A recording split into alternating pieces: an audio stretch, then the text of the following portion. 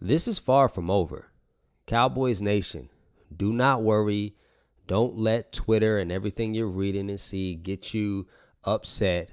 Micah Parsons will be a Dallas Cowboy for the entirety of his career.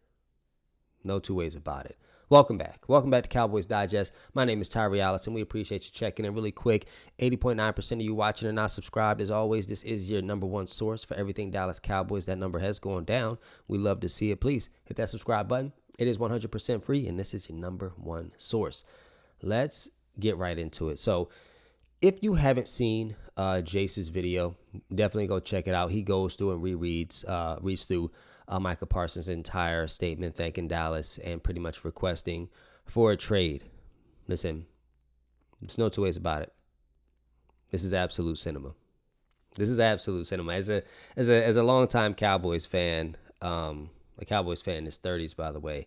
For the record, I'm not one of the young ones. Just bandwagoning.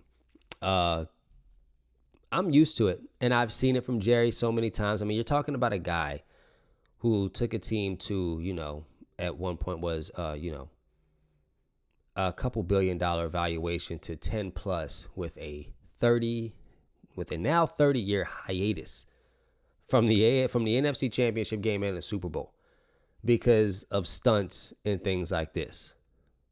What he just did to this guy, PFF has already said he's the number one rated in pressure since 2021 with a 19.7 percentage. This is the guy that you're playing with. This is the guy.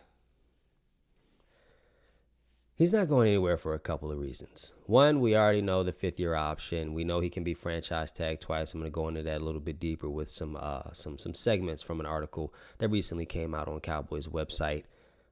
Jerry Jones is a marketing genius. First of all, side note, he already knows.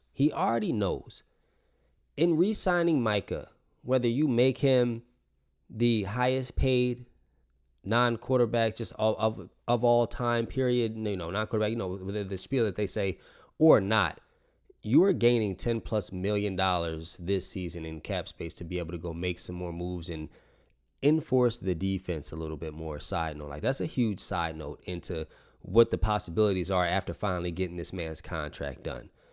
What is this back office doing? Let me know in the comments. Let me know what you think. We've gotten to a point where it's comical. I mean, even with Dak Prescott, the man goes down, foot basically goes to the left. It's still contract year. He doesn't get it. He's franchise tagged and then still ultimately gets the biggest contract. Like, what do you think you're getting? What do you think you're benefiting in not signing these key players, Dak, CeeDee, Micah Parsons, a lot earlier? Now, I could try to throw a bone for Trevon Diggs because Trevon Diggs, they say, signed a team-friendly deal. He didn't necessarily sign a team-friendly deal. He signed a deal that was worth his value. He had a lot of interceptions, but at the same time, Trevon Diggs jumps on a lot of routes, and when he misses, it typically goes for a touchdown, and it has many of times as we've seen. And so he signed the right type of deal, but it is interesting to see the way he still stands with him, and it's not really interesting because that's the way a team comes together, and that's why I said ultimately Micah Parsons is going to get his money. Now, this one is where it's still cinema and it's hilarious. You got NFL Fox posting next team odds. The fact that the Eagles are there is a joke. Let me clear this up for Cowboys Nation, everybody right now. There's not a chance. There's not a snowball's chance in where that he could ever end up anywhere in the NFC East. The Commanders, the Eagles, the Giants, all three of them have drafted enough young, talented prospects, not even prospects technically anymore, that they know they're going to have to pay big money to. It's a once-in-a-lifetime opportunity, obviously, to give up a boatload and go get Micah Parsons, but nobody in the NFC East is doing it. That's number one. Number two, let me humor the idea of it. If it was going to happen. One, he's not going anywhere in the NFC. It's not happening. It's not happening for a couple reasons. One, the NFC is not known to give up multiple draft picks. They're not. You go back and do the research. A lot of the jumps that you see in the draft is typically by AFC teams, because AFC teams are quick to give up picks. Hence, what you saw the Jaguars do in moving up to go get it was them and the Browns, or the Browns and Jaguars. Somebody, fact check me in the comments. When you saw the last draft, you saw how it went. I believe either the Browns or the Jaguars, one of them gained an additional first round pick to be able to move up and go get who they got this season. So that being said, if Micah Parsons was ever going to get traded, he's going to the AFC. He's going to a team like the Titans. The Steelers are also an option for sure. The Steelers are honestly probably the biggest play. But again, Micah Parsons doesn't go for no less than this. And this is pure, it doesn't make sense to do anything other. He goes for 4 first rounds. That's not it. 4 first rounds. 3 second rounds, 2 third rounds, 1 fourth. That ought to do it. That ought to do it, and that ought to satisfy Cowboys Nation. It's the only way. It's the only way I'd even personally be comfortable with it. You got to send them to the AFC, and we need at least 4 first, 3 seconds, 2 thirds, and a fourth. Yeah, without question. Let's go a little deeper going into this article. So pretty much, it's an interesting one. So it says the Cowboys are on the side of the equation that has the most leverage in the negotiation as it stands, which leads into a second layer. Parsons is still under contract, set to receive $24 million as part of his 5th-year option in 2025. After that, the team has the ability to franchise tag Parsons twice, with the projected price tag coming in around $26.5 million next season and $31.8 million the year after that. With the current outlook of the pass rusher market, notably with Pittsburgh's TJ Watt signing a new 3-year, $123 million extension, good for $41 million per year. Those numbers are noticeably less than what the Cowboys would have to pay Parsons if they decided to make him the highest paid non-QB in the NFL. That's the way I meant to say it earlier. Does that mean the Cowboys will for sure franchise tag Parsons twice? Not necessarily, but they've shown that they're not afraid to use that tactic. Just look at Dak Prescott, who was tagged in 2022 and again in 2021 before signing a 4-year, $160 million extension. And that's what I'm saying, and that's why I'm saying he's not going anywhere. Let's dig a little bit deeper.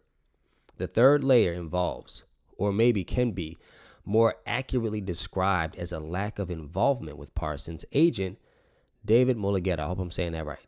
Back in April, Cowboys owner and general manager Jerry Jones told reporters at league meetings that he and Parsons had discussed and come to agreements on most aspects of the contract, which signaled that Jones considered those conversations a negotiation.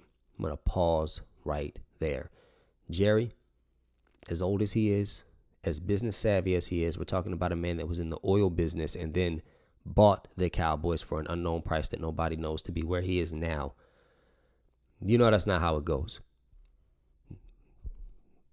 Micah Parsons, you know, as the talent, you don't even begin to utter or stutter or trip into that kind of conversation with the owner.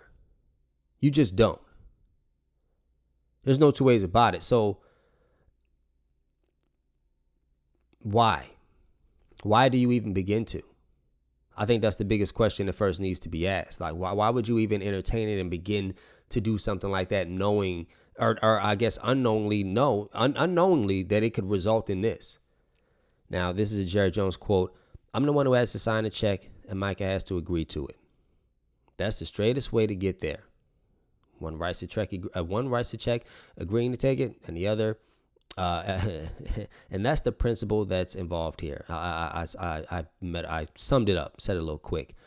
Clearly, based on Parsons' statement today, he didn't view those conversations the same way and wanted Mulligetta to get involved. in the process. There hasn't been much communication between the Cowboys front office and Mogetta, which is part of the holdup in the entire situation.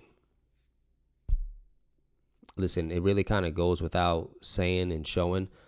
There were a lot of mistakes made on both ends. Jerry Jones messed up actually taking what he said seriously as a part of understanding that would be an aspect of it, but it could change based upon the market and when they actually decide to. And Micah Parsons was not supposed to engage in any of that conversation. He was supposed to say, no, my agent handles that. Nah, I know, yeah, we're cool. Yeah, my agent handles that. No, let my agent talk about that. I have no idea. That's it. Keep it super vague. Keep it super simple. As mentioned earlier, the Cowboys have leverage in the sense that they have Parsons under contract and can franchise tag him twice if they desire to do so. That's not to say Parsons is without leverage in his spot, but since he is under contract, if the Cowboys don't trade him and he opts to sit out of games, he'll lose money. Micah Parsons is probably not going to miss out on the money. It's a tough double-edged sword on both ends. It's tough, and this is one of those videos where I didn't make any notes. That's why you probably I'm a little, I'm not as, I guess, bang as I kind of would, because I'm really just speaking from the longtime fan I've been, reading what I've read, and my personal take. And it is that this is Jerry's super marketing. I mean, humor me on this too. What if Micah Parsons and Jerry Jones plan to do this the whole time? What if Micah Parsons is eventually going to be, I don't know, maybe a shareholder or something like that in the Cowboys, or something in the context of long line financial stability through and with that team in perpetuity? Like, what if there's a huge back into this that we don't know, and it's all a part of the plan? What did Heath Ledger's Joker say? It's all a part of the plan. What if that's it? What if it's all a part of the plan? He gets his money when we play the Eagles, September 4th. He gets it September 1st. He becomes the highest paid non-quarterback. $42 million. Honestly, let's bump it up. He's probably going to go to like 45 to make it, put some emphasis on it. It's like when Dak got his 60 million, the one before that, I think it was like 55 million. So he didn't just go up by $1 million. He reset the market. So let's just say, for resetting market's sake, Dak 60, CeeDee Lamb 31, Micah Parsons 45. That's a solid majority, almost half of the salary cap, or approaching half of the salary cap in 3 players. There's a lot of people that still have to get signed, but this guy right here, you got to get it done, and it will be done. And I think it goes without saying, we all know that Jerry Jones isn't that crazy, and if he is, it's not cuckoo for Cocoa Puffs without a boatload.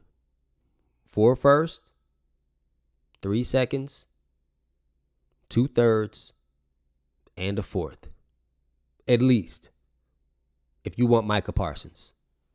My name is Tyree Allison. I appreciate you checking in. As always, this is Cowboys Digest, and we'll see you next time.